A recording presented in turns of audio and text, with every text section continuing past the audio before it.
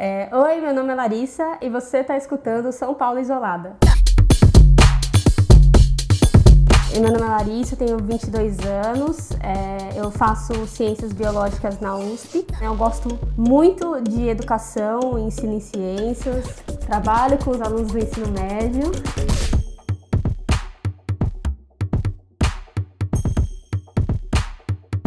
Bom, eu tenho 1,60 m, eu sou bem baixinha, peso uns 50 e poucos quilos, então as pessoas acham que sempre me enxergam às vezes com uma cara de criança na rua. Tenho cabelo curto, atualmente platinado, mas a gente nunca sabe o dia de amanhã. Sou branca, olhos castanhos, acho que é isso.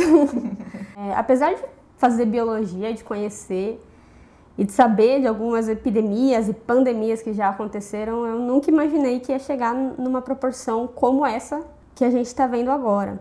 Nunca sabia o que ia acontecer na minha faculdade, não sabia o que ia acontecer no meu trabalho. Isso era um pouco desesperador, a gente passou, onde eu trabalhava, eu passei muito tempo em um limbo, sem saber realmente o que ia ser na semana seguinte, sem saber se eu ia ter que voltar, mesmo com mortes, mesmo com casos. Uma coisa que aconteceu também no começo é que eu tive que acompanhar minha mãe ao médico, porque ela teve os sintomas de coronavírus na primeira semana em que a doença chegou aqui no Brasil.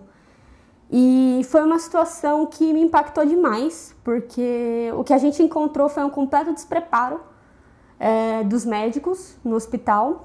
E eu nunca imaginei também que a gente fosse passar tanto tempo despreparado para alguma coisa como essa.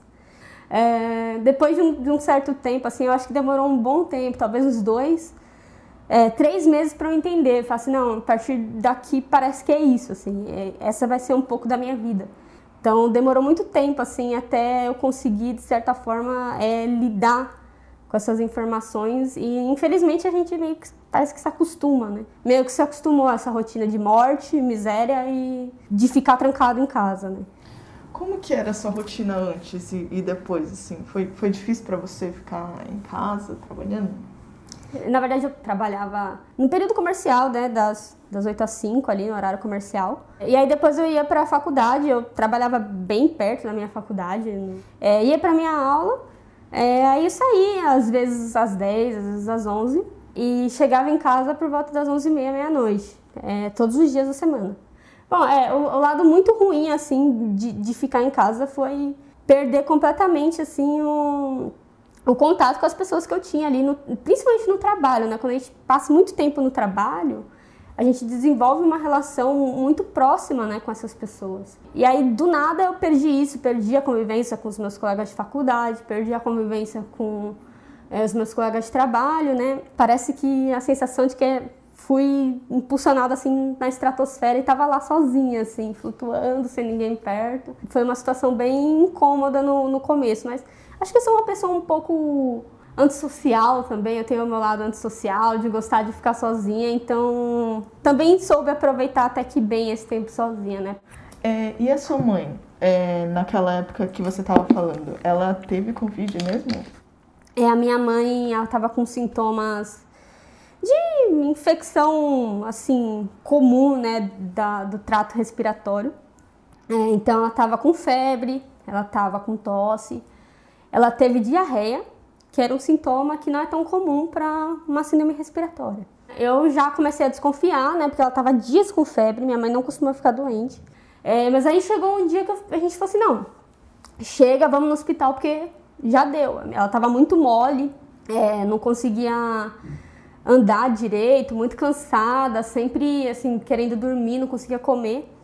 Ela tinha perdido o paladar, tinha perdido o olfato. Isso, na época, não tinha sido ainda classificado como sintoma de Covid. Então, a gente foi pro hospital e aí o que aconteceu é que um médico atendeu a gente e ele tratou como se nós fôssemos duas hipocondríacas loucas, vendo sintomas em si mesmo, né? Como se fosse uma coisa psicológica, né? Como se minha mãe não estivesse de fato sentindo essas coisas. Eu lembro até hoje que ela tentou explicar ali a falta de paladar e ela não tinha palavras para explicar. Então ela falou assim, eu coloco a comida na boca e eu não consigo sentir o prazer comendo. Foi assim que ela descreveu o sintoma dela. E o médico começou a tirar um sarro da cara da minha mãe, assim. Ele tirou sarro mesmo, fez piada, porque isso aí é você querendo comer besteira. e coisas do tipo. Eu, como bióloga, como na época eu trabalhava no Instituto de Saúde Pública, então eu intervi e falei assim, cara, você não tá entendendo. Eu falei assim, entender os sintomas da minha mãe é uma coisa da sua profissão. Se você não consegue, eu vou traduzir pra você. Ela está sem paladar. Puta, assim, briguei ali no hospital. O fato é que a gente chegou às 11 horas da noite, a gente ficou até às 6 da manhã. Ele passou o exame de sangue, passou o exame de urina, não passou em momento nenhum o exame de Covid. Na época era só o Emílio Ribas que estava fazendo o exame de Covid, era super restrito mesmo, então era só quem estava com quadro grave que estava conseguindo fazer. Mas o que aconteceu? Muito tempo depois, a gente conseguiu fazer o teste sorológico para ela. E aí a gente viu que ela tinha o IgG, né? Então ela tinha o anticorpo de memória. E na hora já bateu a certeza que foi naquela época. Eu fico pensando, né, se tivesse acontecido alguma coisa séria, né? E quem vai sozinho falar com um médico desse? Tá cansado, tá com dor, tá doente, e não tem alguém pra ir lá e falar pro cara, não, faz o atendimento direito. Eu digo assim, foi assustador, eu percebi que os médicos, principalmente, laboratoriamente, também a gente não estava pronto, né, pra lidar com essa crise, assim, porque as pessoas não sabiam lidar com o paciente que estava com aquilo. Então, como é que a gente ia resolver? Você chegou a ter? Porque você ficou perto da sua mãe. Na época não tinha essa coisa de usar máscara, nada. Então, eu não tive, não sei como. Sendo que eu que levei ela no hospital, a gente tinha 2 máscaras, daquelas cirúrgicas mesmo, sabe? Descartáveis aqui em casa, que a gente usou para ir no hospital. Mas realmente, na época, o aconselhamento era não usar máscara, mas eu não peguei. Eu já fiz vários testes sorológicos, né? O teste rápido. Quando eu tomei a vacina também foi tirado sangue, né? Então foi feito aquele teste sorológico que é por ELISA, né? Que ele é mais específico, né? Quando eu fiz esse teste também deu negativo, então não sei se eu tô dentro daquelas pessoas que dificilmente tem, né? Mas eu tive alguns casos na minha família e todo mundo que teve, inclusive a minha avó teve doença de Chagas já, minha avó... Quantos anos ela tem? Minha avó tá com 84, eu acho. Uau. Minha avó tem vários problemas, principalmente do sistema digestivo, no coração também, ela usa marca-passo, mas ela lidou super bem com a Covid. Eu acho que na minha família ela foi a pessoa que melhor lidou. Ela praticamente não teve sintomas, ela teve cansaço, mas ela não chegou, por exemplo, a ter muita febre, nem nada. Eu tive outras pessoas na família também que tiveram. Minha irmã teve Covid grávida. Felizmente também não teve muitos sintomas assim graves. Assim, a gente vê famílias inteiras que são levadas, né, que falecem por causa do Covid, e a gente vê famílias inteiras que são atingidas e não tem grandes sintomas. Então, assim, deve ter algum componente aí que é genético nessa resposta, né? E se tem, eu dei muita sorte. Porque a minha família, até agora, mesmo quem teve, lidou super bem, assim, né? Felizmente, o corpo conseguiu combater a doença, né?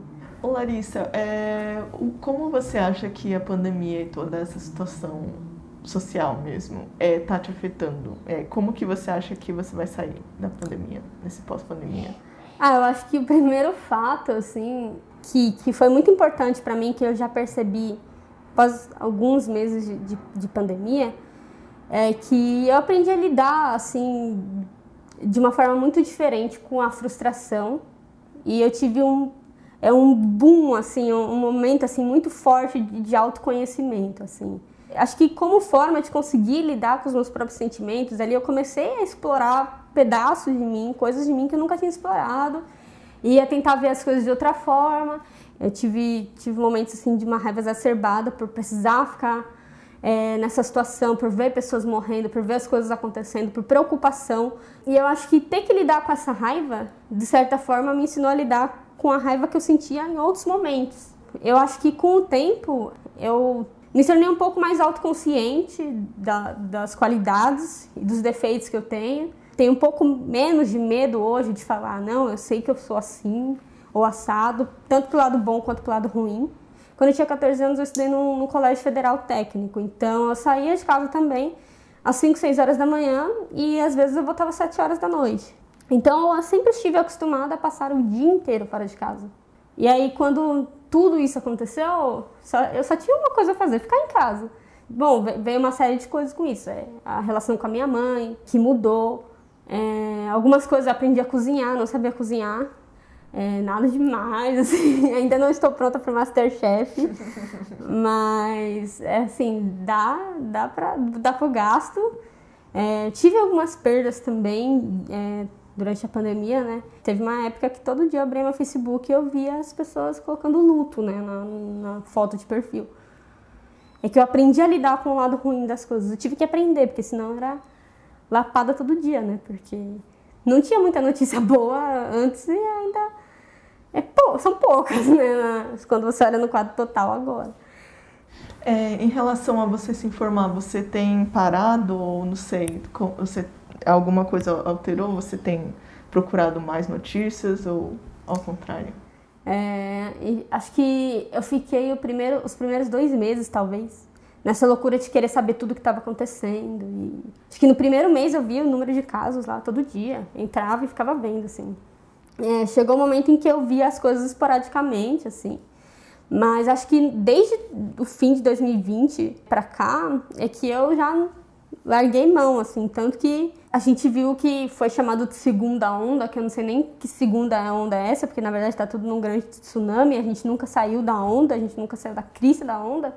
Assim, as pessoas já sabiam o que estava acontecendo e eu não vi chegar, porque parece que chegou muito do nada. Quando eu vi, estava batendo na minha porta, assim, porque eu não estava acompanhando e não estou.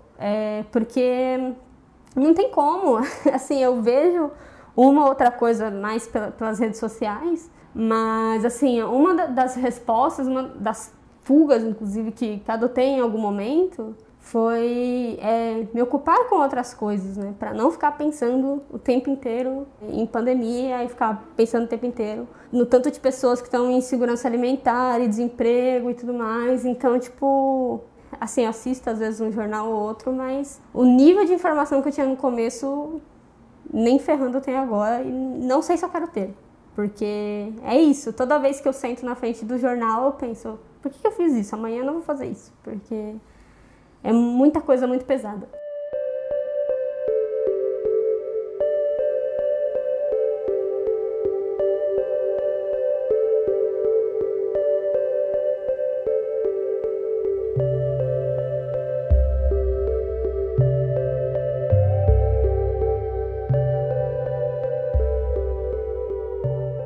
Você pensa na morte? Você tem pensado?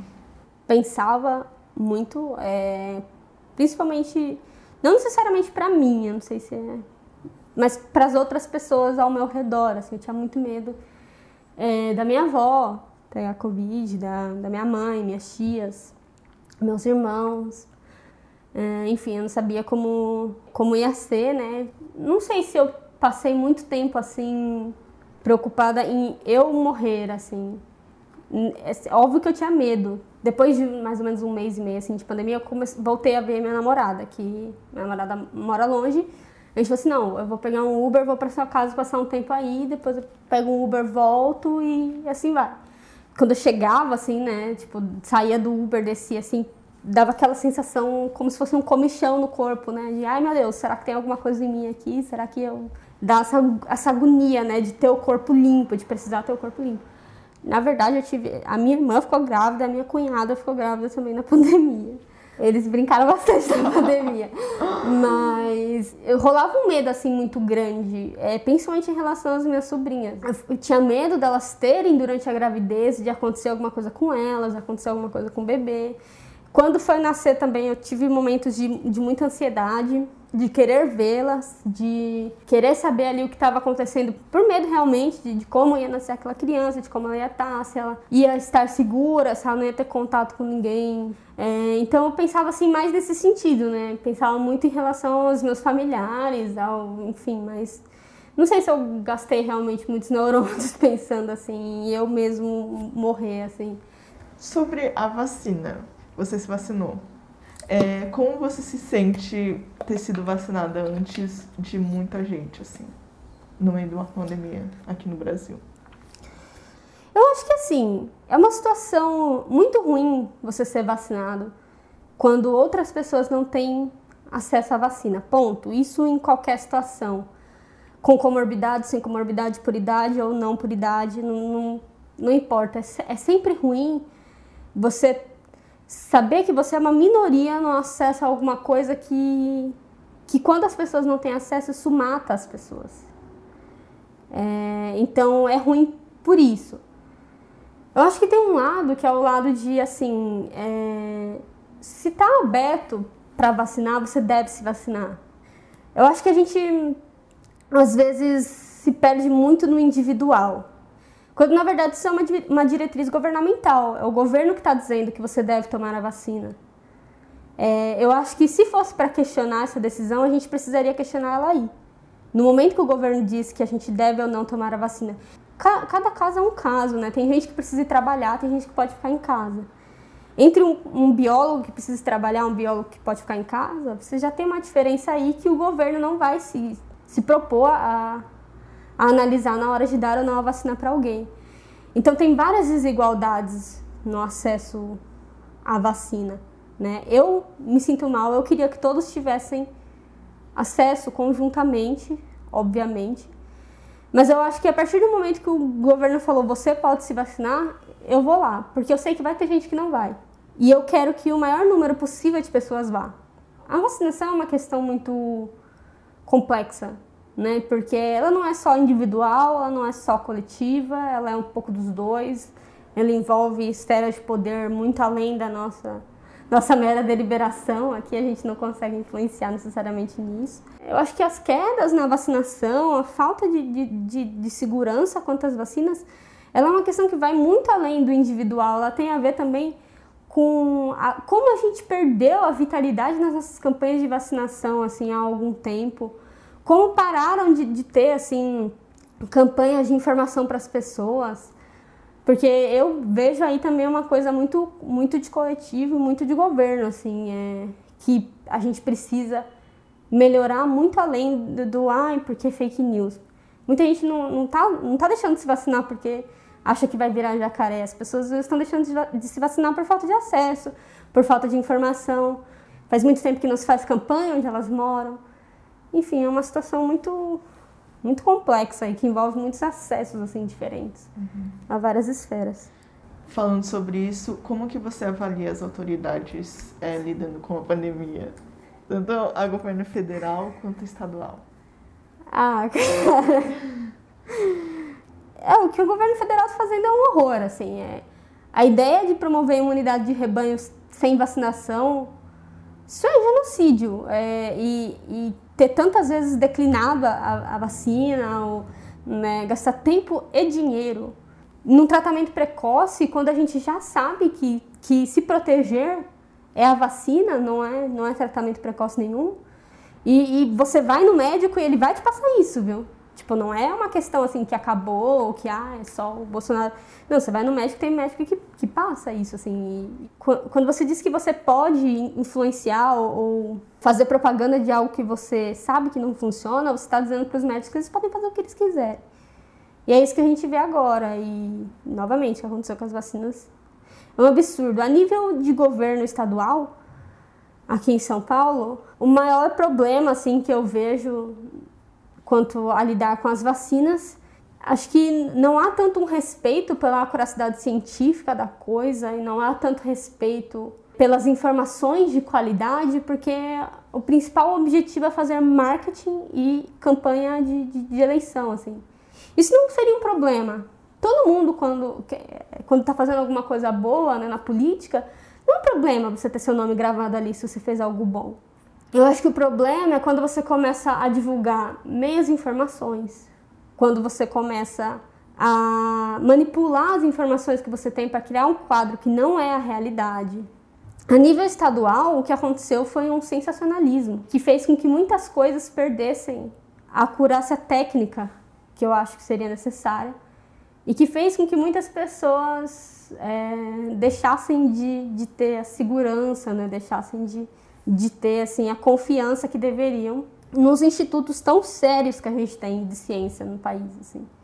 Mas, bom, pelo menos a nível estadual, algo está sendo feito, né? Está tendo aí uma movimentação, né? Já faz um tempo, houve uma movimentação lá no início, que foi importante tanto para os testes quanto para a vacinação, né? Então, movimentação teve, e eu acho que foi uma boa movimentação. Acho que o governo do estado fez o que era possível. Minha questão é só com a comunicação dessa movimentação, que eu acho que está sendo mal feita. Como que você enxerga o Brasil pós-pandemia? Como você acha que vão estar os ânimos? Assim, parece que querem criar um binarismo que não existe, né? Entre uma extrema-direita que existe e uma extrema-esquerda que é delírio da cabeça de algumas pessoas. Nunca existiu a nível institucional no Brasil, nunca existiu a nível de importância. Não é uma luta justa, não tem comparação. Eu acho que é isso, a gente sai um país mais pobre do que antes, a gente sai um país com mais miséria do que antes, a gente sai um país mais dividido politicamente do que antes. E eu não sei o que vai acontecer em 2022, porque eu sinto que vem um absurdo por aí, sabe? Eu não sei como é que as pessoas podem chegar a votar num governo que está acontecendo tudo isso agora, assim, num governo federal que a gente viu tudo isso acontecendo. Eu vejo sendo daqui para muito pior, assim. Você acha que as pessoas vão mudar? Eu acabei de falar que eu mudei, né? E aí vai ser um pouco, assim, contraditório falar que eu acho que as pessoas não são capazes de mudar. Mas muitas pessoas falaram que vai ser um momento de aumento da empatia e vai sair um mundo melhor porque todos vão entender o lugar do outro. Não. E tal, até porque eu acabei de falar, eu acho que ela vai aumentar as desigualdades. Então, se tem alguma coisa que eu acho que ela vai diminuir a empatia das pessoas. Quem tá lá em cima não tem nem ideia de como é para quem tá lá embaixo, assim. A gente vai continuar mais ou menos como estava antes, talvez uma ou outra pessoa um pouco mais traumatizada, talvez uma outra pessoa um pouco mais empática, mas eu acho que assim, a nível social, assim, como sociedade, eu não acho que a gente está caminhando para aumento de empatia nenhum, nem para melhora de diálogo, nem para nada assim. Inclusive, eu encontro com cada pessoa mal educada na rua quando eu infelizmente tenho que sair, porque eu tô começando a achar que é o contrário, as pessoas estão ficando loucas e daqui a pouco todo mundo sai no pau aí, todo mundo sai no soco sem perder a amizade, porque eu acho que tá cada vez mais complicado, não tá melhorando não. Se for ter alguma mudança, eu acho que é pra pior, aí eu já não sei qual seria. E o que você quer pro futuro do Brasil? Meu Deus. E depois pro seu futuro? Tá. Bom, eu acho que assim, eu queria que minimamente a gente conseguisse diminuir as desigualdades que na verdade só pioraram a partir de agora. Então, eu queria um Brasil mais igualitário. Eu acho que isso é o mínimo, assim, tanto socialmente, então entre as classes sociais, como entre homens e mulheres, entre enfim, homossexuais, heterossexuais, bissexuais, enfim, questão LGBT, questão LGBTQIA, questão de racismo, então, movimento negro, movimento feminista, enfim, eu acho que eu queria um Brasil mais igualitário, onde essas pessoas pudessem, de fato, viver em paz, né, ou perto disso, que não é uma situação que eu acho que a gente está vivendo agora. Eu queria que menos pessoas tivessem insegurança alimentar, porque eu tô cansada de ver pessoas tendo que tomar o papel do Estado, porque o Estado não faz o mínimo. Eu acho isso um absurdo, eu acho que isso é uma lógica neoliberal que ela precisa ser quebrada. A gente não pode ficar o tempo inteiro substituindo o Estado. Caridade não é a mesma coisa que justiça social, sabe? Chega de caridade. Quer dizer, enquanto ela precisar ser feita, ela tem que ser feita, mas eu não quero que ela precise ser feita. Enfim, eu queria isso. Um Brasil mais justo, um Brasil mais igualitário. Um Brasil onde não tivesse disseminação de informações falsas, simplesmente para causar assim, a disseminação de um ideal político, onde uma minoria delirante, né, acha que pode esmagar o que é uma maioria em termos de pessoas mesmo. Não estou falando aqui em ser minoria ou maioria, né, de posição e voz política, mas falando de quantidade. Uma minoria é um número menor de pessoas que manipulam uma maioria insana para levar a gente para o abismo, assim. Bom, eu queria isso, queria que a gente pudesse confiar nas coisas que a gente ver escritas nos lugares, pelo menos. Isso acho que era o mínimo. Quanto ao meu futuro, é difícil. Primeiro eu quero conseguir me formar, porque se tem uma coisa que a USP sabe dificultar é isso em tempo de pandemia, mas quem sabe um dia eu consiga. Eu acho que assim, eu quero tentar não esquecer assim, de todas as coisas que eu aprendi de bom durante a pandemia, assim, que me trouxeram mudanças comportamentais e, enfim, boas. Quero conseguir amenizar as coisas ruins que aconteceram. Acho que eu quero conseguir contribuir de alguma forma pro Brasil igualitário, que eu disse que eu quero que aconteça. A minha forma é através da educação, do ensino de ciências. Eu quero conseguir dar voz, dar instrumentos para as pessoas entenderem quando elas estão ou não sendo manipuladas, ou quando as informações são ou não confiáveis, para as pessoas agirem sobre a realidade delas, para as pessoas refletirem sobre a realidade delas e para as pessoas poderem ter a confiança, né, e a segurança naquilo que elas mesmas pensam. Eu não quero enfiar pensamento na cabeça de ninguém. Eu quero dar instrumento para as pessoas pensarem e agirem sobre a realidade delas. Meu Deus, isso é muito freiriano. Mas enfim, eu quero poder agir aí, pelo menos um pouco, sobre esses ideais com base na educação, para tentar contribuir para essa sociedade mais justa que eu acabei de dizer que é o meu sonho.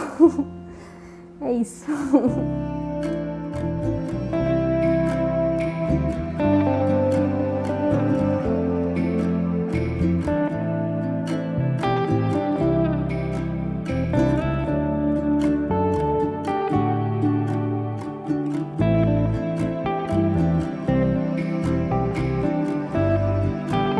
O podcast São Paulo Isolada é um projeto independente criado por mim, Isabela Yoshimura.